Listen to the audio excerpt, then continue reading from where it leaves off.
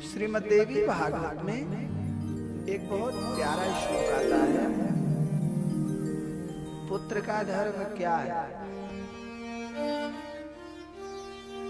बोले जीवितो वाक्य करणात् क्षयाहे भूरि भोजनात् गयायाः पिंडदानाश्च त्रिभिः पुत्रस्य पुत्रता।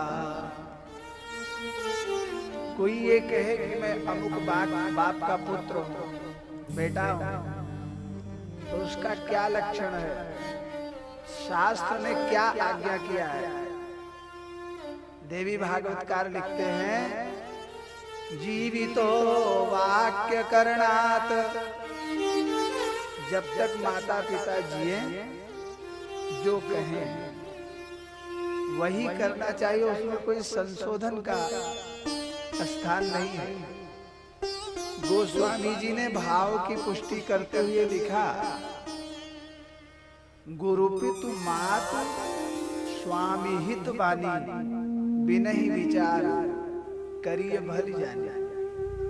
गुरु की बात पर, पिता की बात पर, माता की आज्ञा पर, अपने पति की आज्ञा पर, ये वाणी ही हित बानी है। गुरु पितु मातु स्वामी हित बानी। इस पर विचार की कोई गुंजाइश नहीं है।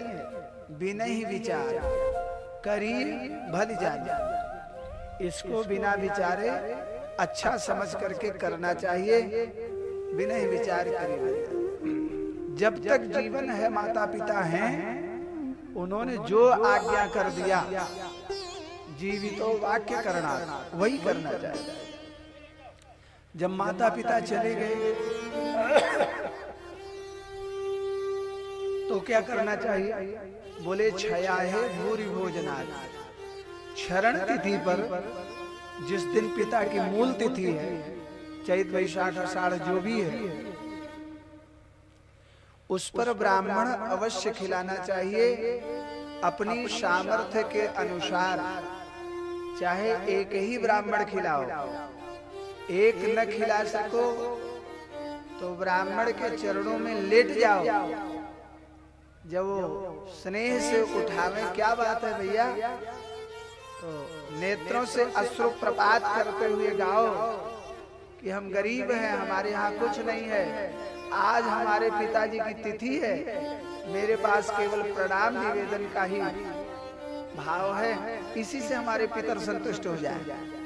लेकिन उस दिन उत्सव मनाना चाहिए कि आज मेरे पिता की क्षरण तिथि है, आज के दिन ही हमारे पिता खत्म हुए थे, इस धराधाम को छोड़े थे। एक गिलास जल ही पिलाओ, एक फल ही खिलाओ, एक पुष्पार्पण ही कर दो, लेकिन आज मेरे पिता की क्षरण तिथि है तो अवश्य उस दिन उत्सव मनाना चाहिए। ये है क्षयाहे भूरि भोजनात्। क्षय माने क्षरण होना, आहन माने भोज, दिन। जिस दिन पिता की मृत्यु हुई है, जिस तिथि पर, उस पर ब्राह्मण भोज करा। तीसरी बात है गयायाः पिंडदानाश्च। गया में जाए, श्रद्धा से पिंडदान करे।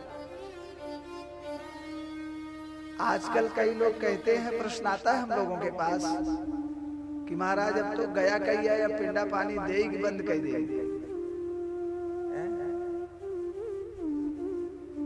हम आपसे प्रश्न करते हैं कि सुबह आपने खाया है, अब शाम को खाएंगे कि नहीं खाएंगे? आपके बच्चे खूब खिलाए हैं, कल्पतरु से रसमलाई ले आए हैं, चकाचक खाए हो, उल्टी होने लगी है, तो शाम को कुछ खाओगे कि नहीं खाओगे भाई? एक बार नहीं, भगवान अवसर दे 1000 बार गया जाओ।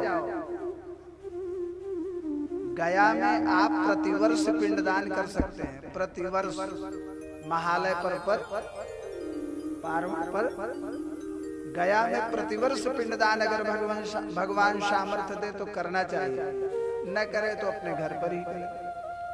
हाँ, बद्रीनाथ में पिंडदान के बाद कपालक क्षेत्र में पिंडदान के बाद आपके पिंड का अधिकार समाप्त हो जाएगा। फिर आप स्वयं पिंड नहीं कर सकते हैं, अन्य लोग कर सकते हैं, लेकिन तर्पण आपको फिर भी करना चाहिए। तर्पण तो ब्रह्म कपाली पे पिंडदान के बाद भी 8 मिनट का तर्पण है। देव तर्पण, ऋषि तर्पण और पितरों का तर्पण अवश्य नित्य करना चाहिए। और भगवान से यह निवेदन करना चाहिए कि हे प्रभु, हमारे पितर कहाँ किस योनि में है मैं नहीं जानता हूं। इतना ज्ञान अवश्य है कि आप ही समस्त मूर्तियों में समाहित हो, बैठे हो। आप इस थोड़े से जल को लेकर के इससे संतुष्ट होकर के हमारे पितरों का उद्धार कर दे। पितरोद्धार के लिए बड़े बड़े मनीषियों ने बड़ा बड़ा व्रत किया है। आप कल्पना नहीं कर सकते हैं। श्रीमान भगीरथ जी का नाम तो आप जानते ही हैं। इनके पिता ने भी अपने चाचाओं के कल्याण के लिए यज्ञ अनुष्ठान किया, जब तक किया, लेकिन कल्याण नहीं हुआ। इनके चाचा लोगों ने भी किया, नहीं हुआ। तीसरी पीढ़ी पर श्री भगीरथ जी का प्रयास सफल रहा और इतना कठोर परीक्षा लिया